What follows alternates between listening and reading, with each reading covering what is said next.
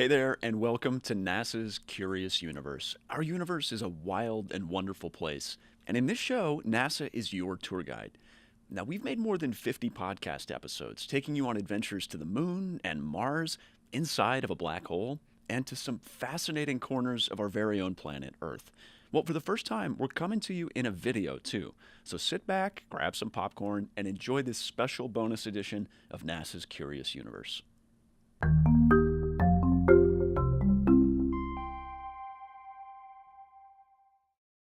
I'm Jacob Pinner. I'm one of the producers on the Curious Universe team, and today I get the pleasure of grilling Dr. Padi Boyd.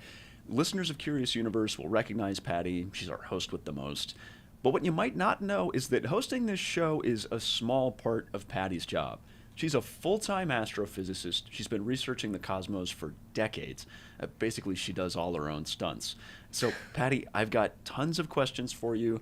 And I think people who listen to this show are really going to enjoy getting to know the scientists behind the voice. So thank you so much for doing this, for sitting in the hot seat today. It's going to be fun. I'm happy to do it, and I'm really looking forward to the conversation. So thank you, Jacob. So you're a scientist. Why don't you run me through the basics of what you study? What are you interested in? Great. So I study how light changes and what we can learn from those changes in light. And so that's called photometry. That's the technical word for light changing. And I study changes in light at wavelengths from X-ray to ultraviolet to optical to near infrared. So multi-wavelength photometry. And why is that so interesting? Mm-hmm. It's because we can learn so much about these objects that are really far from our hands here on Earth by just watching the patterns and then drawing some conclusions about what's driving those patterns. So we've been doing that for thousands of years as human beings. We looked at patterns in the sky and we figured out the calendar and the seasons, and then we figured out what the moon and the stars were doing and the sun, just by watching these patterns evolve and change and finding periodicities and then putting that together with a model of what's going on. So I use that concept to go even beyond our solar systems. How do we use changes in light to infer what's going on in things like stars, binaries with a black hole or neutron star in it, even like supermassive black holes at the centers of galaxies beyond the Milky Way. That's some cool stuff. It's really fun. And you got to go to space to get those extra wavelengths that we don't see with our eyes here on Earth. Well, why don't you take me back to the beginning? Like, how did you get interested in space in the first place? And then how did you end up at NASA? So I was a really big science fiction fan as a kid. Oh, like what? Well, I loved Star Trek. Okay. I just thought it was a beautiful concept for the future. You know, everyone working together and exploring the universe. So I was really drawn in by that, the science and the philosophy of it. But I also really liked reading books about science fiction. Sure. And I liked science programs. Like there was a show called Cosmos when I was a kid. That was Carl Sagan's show, and he was basically inviting everyone along on his cosmic journey. So that was like the first astronomer that I knew of. And that just kind of drew me into the field. So one of your research interests now is exoplanets, planets that orbit other stars. And these days we know that there are a lot of them in our own galaxy, or a number of them. Yeah. But that's a pretty recent thing that we've found out. I'm wondering if you can just take me back to when you started studying exoplanets. What did we know about them at the time? So when I first started out in the field, we didn't have any observations of planets beyond our solar system. We only knew about the planets in our own solar system. And then we were hopeful that there would be planets around other stars. There were good theoretical reasons to think that how our solar system formed is not special, and that when other stars formed, it would be through a similar process and that there might be planets there. But for a long time, it was feared that the planets are so small and they're so dark, they don't give off their own light, that it would be virtually impossible to be able to detect them with the methods that we had. And then methods got better. Wow. And we were able to get signals higher and noise lower, and started using more telescopes, more telescope time, and looking for different types of patterns in the light. And that opened the field from something that was just basically a dream and a hope from when I started out to where we are today, a few decades later, where we now know there are more planets than stars in our galaxy. Wow. It's just an amazing result. So how do NASA scientists actually find these exoplanets? I mean, like you said, they're small, they're far away. for a long time we thought that they would get drowned out. The light would get drowned out by the star that they orbit, right? Totally. Yeah, so the sun is the light that you see from the sun. If you were to look at our solar system from outside, comparing that to, say, the reflected light on our planet Earth, it's 10 billion times brighter, the sun, versus the reflected light from the Earth. So you can see why that sounds like a hopeless problem. Yeah. But even though the planets are dark and small, they do impact their environment. They show signs of their existence even though you don't see them directly. So if they're massive like Jupiter, their gravity will impact the motion of the star, just like the star's gravity impacts the motion of the planet. It's kind of a yin-yang kind of thing. Yeah, They're both so the impacting each planet other. is what, making the star wobble a little bit? Exactly. Wow. Yes. So the star makes the planet orbit around it, but the planet also makes that star wobble around like their common center of mass. If you put them on a seesaw and have them balance out. So that was one way to look. Like that star moving towards us and away from us would imprint a signal and a pattern in the spectral data. So that's how some of the first planets were found, through this what we call radial velocity, or the wobble of the star. But also, if you're lined up really perfectly with that system, then when those planets move in front of the star, the planet, which is dark, will have this tiny dimming effect on the star. It'll block out a little bit of that light. And so there's photometry again. Let's look at how the light changes as a planet passes in front of a star. That's called the transit method. And that's how missions like Kepler and TESS find their planets. Well, this kind of leads into what I was going to ask next, because we know that there's a lot of these planets, right? What else do we know about exoplanets, and how can we figure it out for these planets that, again, are small, far away, and can be difficult to detect? So we're really just like scratching the surface right now. We're at the tip of the iceberg. Discovering the planet is like step one on this path. So there are ways to find out more about the nearest planets to us, because those are the brighter ones. But we need to special purpose design some instruments and some missions to really go after those faint signals and tell us what we want to know. It's like our biggest driving question right now is, how similar is our solar system to other solar systems out there? We know there are solar systems everywhere now. Sure. Well, how common is the process where life developed on our planet throughout the Milky Way? Basically, like, are we special? How special are we? I think one of the things we're learning is that every solar system is unique, just like every person is unique. But how unique, right? Like, we're all breathing oxygen here, right? We all born, go through those teenage years, evolve. We want to be able to put our solar system in that same kind of context with the other solar systems out there. So the first questions we're interested in are like, what's the atmosphere like? Even the planets in our solar system have vastly different atmospheres. What about those planets around the other stars? Are they similar to Earth's atmosphere? What about Venus's atmosphere or Uranus's atmosphere? We don't see life on those planets, so that would say, well, maybe life's not there. What about water, clouds, weather, plate tectonics, magnetic fields, the things that we find so important to how Earth and life on Earth co-evolved? Right. How common are those situations out there? And that's the driving question for all of our technology going forward for exoplanet hunting. Do you have a favorite exoplanet of the, again, very many that there are? Yeah. And if you do, can you tell me about it? It's a really hard question because, like we were saying, they are all unique. Right. And if you're really curious, there's something to love about all of them. But I think the one that I find so excited that it's there is one called Proxima b. Okay. The nearest star to our sun is the Alpha Centauri system. And that's actually not just a single star. It's 3 stars. 2 of them are pretty bright, Alpha Centauri A and B, as we call them. And then there's a tinier star, very small compared to our sun, or Alpha Centauri A and B.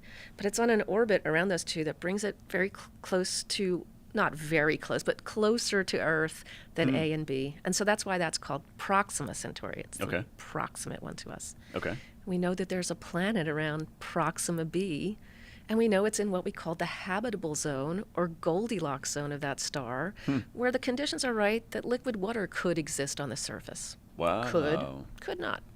I mean, the habitable for people zone? Well, that's a very different question. But that's one Now of the I'm just cool like opening things. a whole door. And These are great doors to open, though. You know what I mean? Like when we're starting to take that step through the door, the habitable zone is just a place around a star where if there were a source of water, it could stay liquid on the surface. It wouldn't all freeze up because you're too far away from the energy of the sun, and wouldn't all boil up because you're too close. It could stay liquid for a while. That's one condition, is having water on the surface. But that's definitely not the only condition. And so now we get to put sort of like the details on that question. What does it mean to be habitable? It's not just that zone. How do you have the other conditions where biology on the surface can actually flourish? And I would have to think, given that we've learned so much about exoplanets in a pretty small amount of time, it seems like one of those fields where we're going to look up in another 25 years or something and say, man, back in the 2020s, we just didn't know what we didn't know.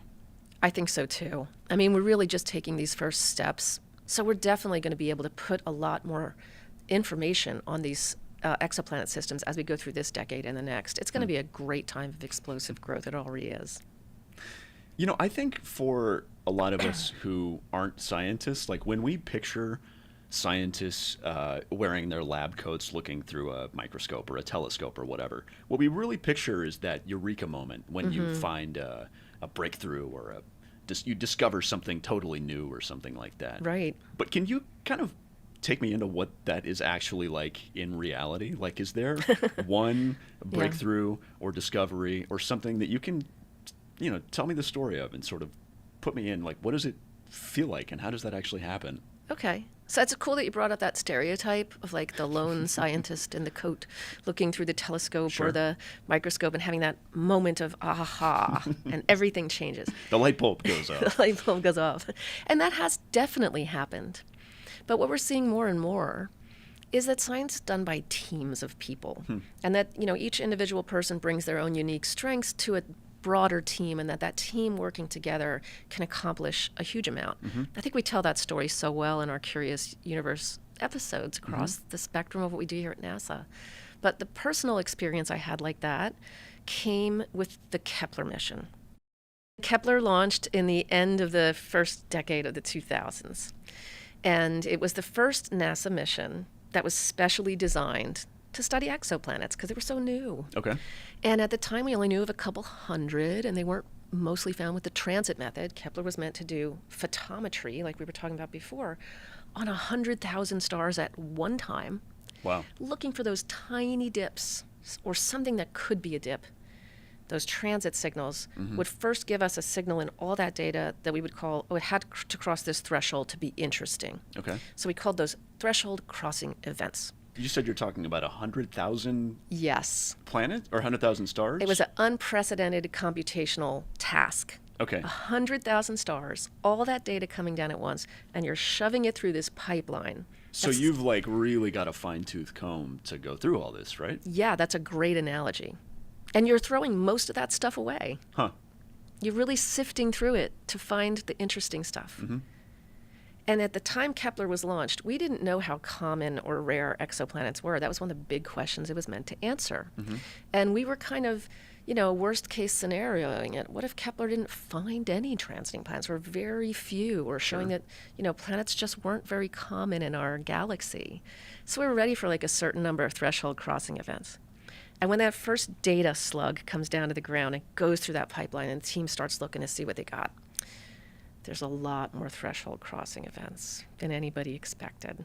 And so the first thing you think is like, oh, what did we do wrong, right? What's wrong with these programs? What could possibly be giving us these false positives, these threshold crossing events that shouldn't be there? Right. But at the same time, when you're looking for like, what could we have possibly done wrong? How do we explain this in making sure we're not making any mistakes? There was that ray of light at the same time.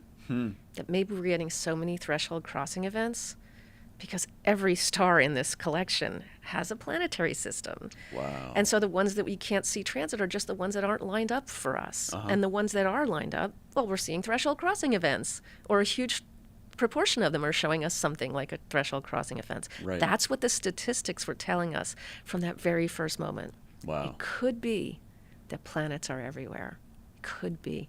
And then just to see how those years, so that's the aha moment, right? Yeah, that's a big Yeah. aha moment. Because you want to think, what could I be getting wrong? Yeah, Don't want to get this wrong. right. So you're going to go through all that. And I think that's part of the aha moment too. Like, this can't really be right, is it? But then also that spark of, oh my goodness, what if it is? this is the best answer we could have ever hoped to get? So, Patty, I have to ask you about something that I know about you that I think our listeners probably don't know about you. And that is that you're a great singer. Thank and you. you're in this band called the Chromatics Right. that sings about space. We do. So I think the people need to know about this. Like, tell me about it. Tell me how you got started with it. Tell me about the Chromatics. Okay. Sure. So we are an a cappella group. We don't sing with instruments. We sing music with our voices only. And we're a smaller a cappella group. So there's 6 of us. And so many of us come from NASA. We've met through NASA. We met through a music and drama club. We accreted people who were space nerds just like us, even if they didn't work here. And so when we realized that many of us could sing things from our childhood, you know, like Schoolhouse Rock, or even commercials telling you like what's in a product. You could sing the song from your childhood and you remember exactly what you wanted to eat that day. We wanted to take that idea that music can really like bake those ideas into a mind and share some of the most exciting things about science, astronomy, telescopes, what's out there in the universe and how we know it, and put those in songs and share them with students and the general public.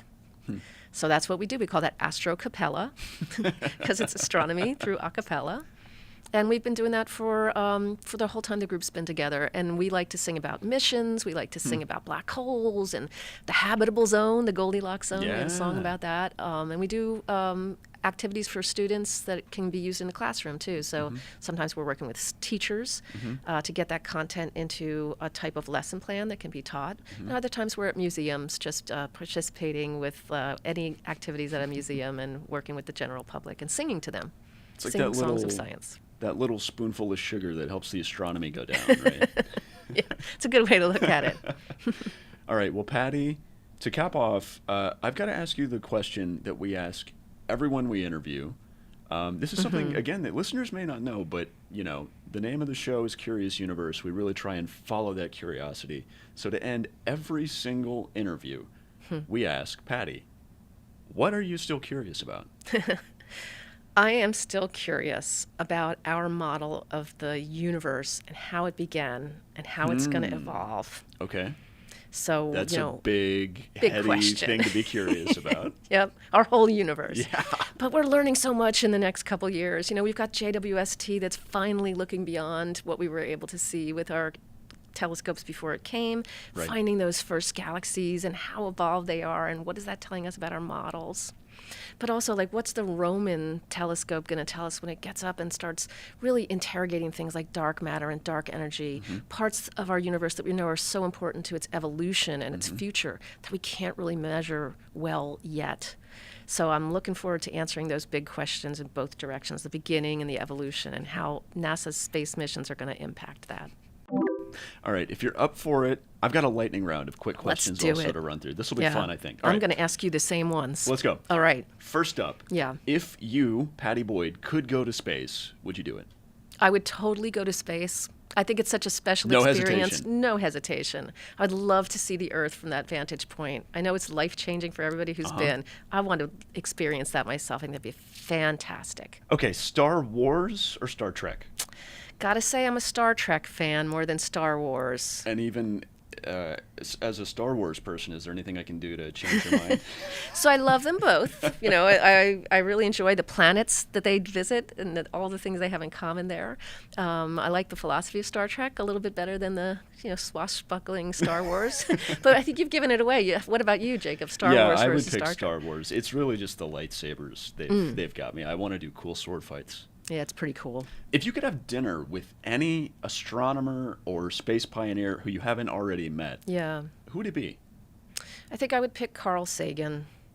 You know, I think he was such a great scientist and a science communicator, and his creativity allowed us to do things as a human species that would have happened without him. And I think about, we did the episode about Voyager and the record that's on Voyager that has the sounds of Earth, including like the music of Chuck Berry, and just those moments of what human existence was like when that launched. That was his idea. And it's art in addition to being really amazing science. And so I would love to have a conversation with him about just his views of science and art and communication. It would be such a special dinner. If you could go anywhere in the solar system safely and make it back, where would you go? I think I would want to go closer to those moons around the giant planets. Ooh. Jupiter's moons, Saturn's moons, Titan, Enceladus, where we're finding these icy small bodies in our solar system that aren't planets on their own, but have conditions there that maybe could host life. I'd like to just check it out. Yeah. Yeah. And what about you? Would you want to go out there or stay closer to home? I would go to Venus, although it would take a heck of a spacesuit to keep me safe. Yeah. But, it's the planet most similar to Earth, and I'd love to find out how it ended up not similar to Earth. What happened? Right. Yeah. What did you do, Venus? Very important question. You're a singer. What's your go-to karaoke song? Oh, so I like any Linda Ronstadt song. Oh. Yeah, so I'll go with You're No You're Good. No Good. Yeah. Well, Padi, thank you so much for playing along. This has been super fun. All season, we've been asking listeners to send in their questions. Because even though there's a lot that we're curious about, we love it when you send us down the rabbit hole, too. And, we don't have time to answer every single question, but just like we promise, every season, we do our best to track down the answers to your questions from experts across NASA. So, Padi, I've got some questions. I'm going to tee them up, and I'm hoping you can help me answer these because you've got a lot more expertise than I do. I'll do my best. All right. If you're all set, the first question comes from Instagram from a user named RIZSFP. Are there many black holes in outer space? There are many black holes in outer space. So we know two different basic size scales of black holes. Okay. Let's start the biggest ones. Sure. These are super massive black holes. Got to love the words, right? Yeah, well. 1 million times the mass of our sun, up to 1 billion times the mass of our sun. That's very massive. Pretty massive. Super massive. Right. And we now see supermassive black holes as being a key part of galaxy evolution. So virtually every galaxy out there that looks like a typical galaxy that you're used to, at the center is a supermassive black hole. Okay. Some of them are active. They're eating stuff around them. They're spewing energy out in jets. Some of them are quiet, like the supermassive black hole at the center of our galaxy. But we know it's there. We know there's supermassive black holes at the center of many, many galaxies, typical galaxies. Okay. That's a lot of galaxies. That's a lot of galaxies. Hundreds of billions of galaxies out there, so 100 billion supermassive black holes maybe. Wow. Then you talk about the small black holes. There are not as many massive stars out there as there are stars like our sun are smaller. So about 1 in 1,000 stars in our galaxy would end its life as a compact object, a stellar-sized black hole. Okay. And there's about 100 billion stars in our galaxy. And if 1 in 1,000 will end its life as a black hole, that's about 100 million black holes in the Milky Way, just the Milky Way, these small stellar mass black holes. But they're really hard to detect. So even though we've been looking for stellar mass black holes and we know that there are some out there and we've been studying them, we only know about a couple dozen at this point in time. We've discovered them, but we know the other ones are there from inferring what we know. Wow. So that's a lot. So the answer is yes, there are many black holes. So many black holes. All right. Our second question is also sort of astrophysics related, so also sort of up your alley. It's also from Instagram, from a user named CodeQCode5280. And it's deceptively simple, I think. The question is, what is the speed of darkness? What a cool question. Right?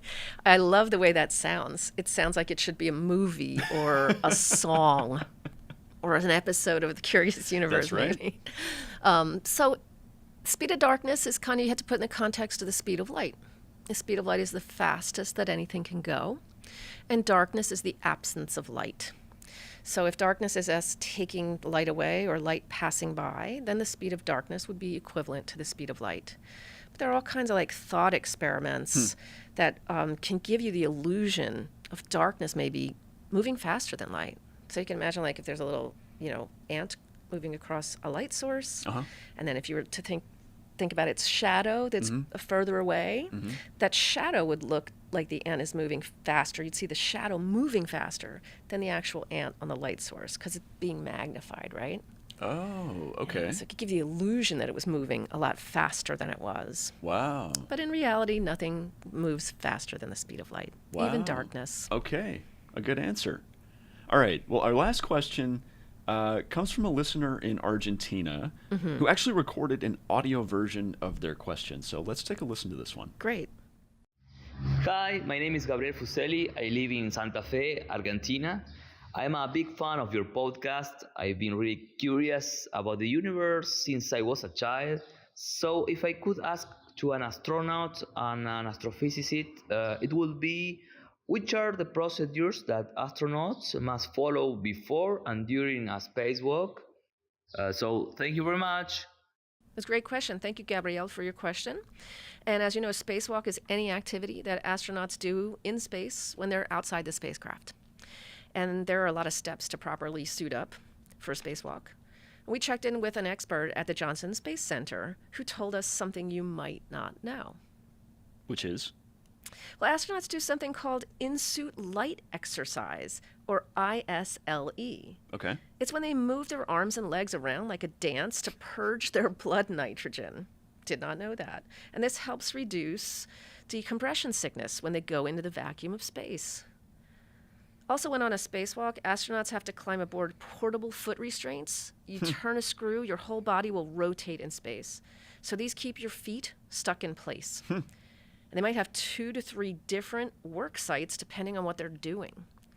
Throughout the spacewalk, they'll often stop for spacesuit inspection, making sure their gloves aren't starting to get holes in them and that their helmets and the pads feel dry. Wow. That little, I forgot what the acronym was, but the little dance you have to do to get the nitrogen out of your blood, it's something I never thought about, you know? Hearing what our listeners are curious about, I gotta say, is one of the best parts of working on this show because there's so many questions and so little time. But if you've been listening along, we'd love to know if you could ask a NASA scientist or astronaut anything. I mean, like, dream big here. If you could ask them anything, what would it be? Well, you can send us your question to nasa-curiousuniverse@mail.nasa.gov, and we'll do our best to track down the answer. We may even get to answer your question in an upcoming episode. Here in our 6th season of Curious Universe, we went to some mind-blowing places, and this season had a few firsts for our team. For instance, we were able to travel out to Utah. Our producer, Christian Elliott, gathered on-the-ground recordings of the sample return of OSIRIS-REx. This was the first time that NASA collected a sample from an asteroid and brought it here to Earth. So let's take a listen from that episode. All stations, we have visual on the SRC under the main chute. We watched from mission operations as the surveillance plane cameras tracked the bright orange parachute through the blue sky. Then we lost sight of it as the capsule disappeared behind a hill. We couldn't tell if it was safe. Oh, and it is touchdown. All stations, we have visual confirmation of touchdown. However, it went behind a hill, so we do not have visual confirmation. Mike and the other engineers and scientists were on the edge of their seats again. It took several minutes for the helicopters to fly across the huge ellipse. Recovery operations, Helos 1 and 2 are in the area of the landing site. But once they did, they could see the capsule sitting there with the parachute on the ground next to it, right next to a service road on a dry, flat patch of ground, just as the team had hoped. It was a perfect, gentle landing. Finally, everyone relaxed a bit. SRC has been located.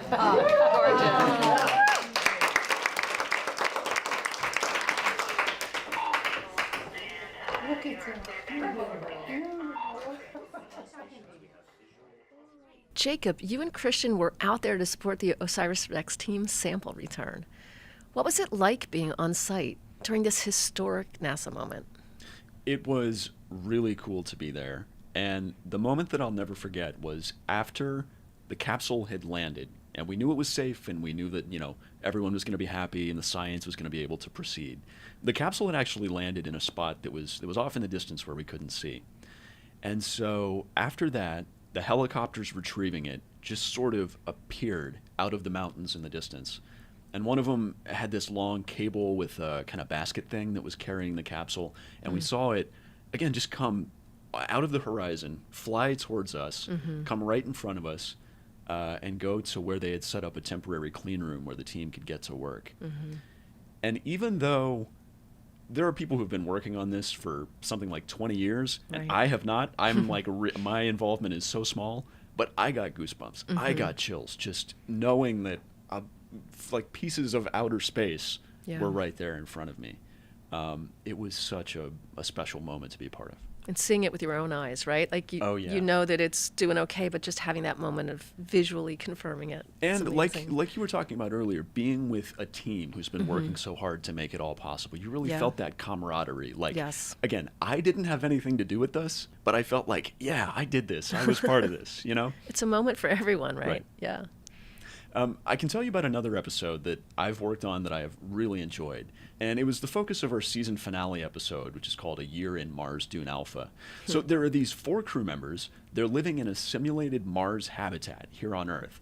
And NASA researchers are collecting data which will eventually inform how they'll plan an eventual human mission to Mars, like the real Mars, not a simulated habitat.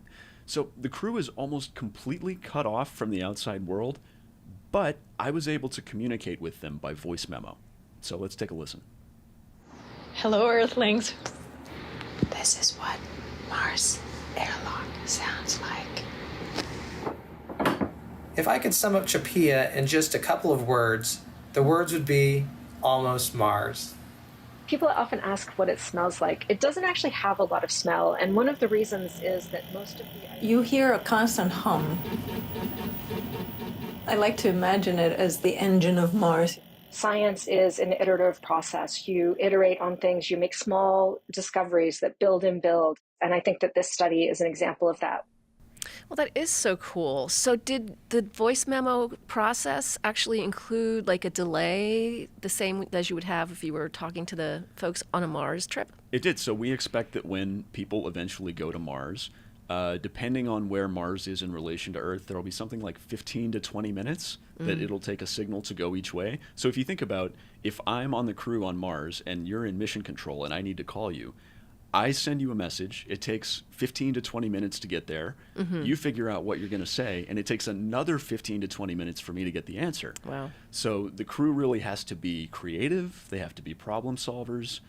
And they also just have to exist in isolation with 3 other people and no sunlight and no fresh air for a year. And so for the researchers keeping an eye on these 4 crew members, there's a lot of valuable data that they can get from sort of how that all works and the impact it has on the crew members.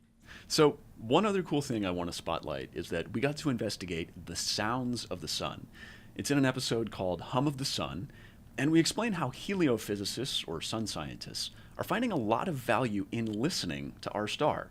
So one of the researchers discovered that the sun creates these harmonic frequencies that sound musical. And Patty, we actually get to hear you sing a little bit in that episode. Yeah. So let's listen. Here's what it sounded like.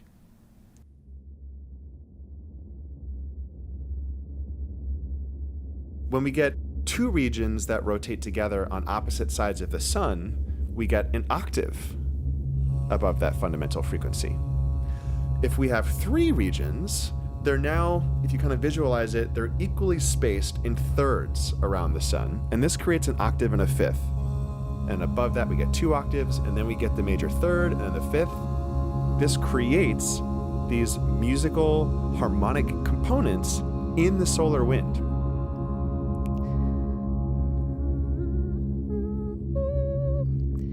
When you listen closely to the audio, you get this above the, you can hear the, and then depending on how much of the turbulent noise you filter out, you can hear the higher order harmonics.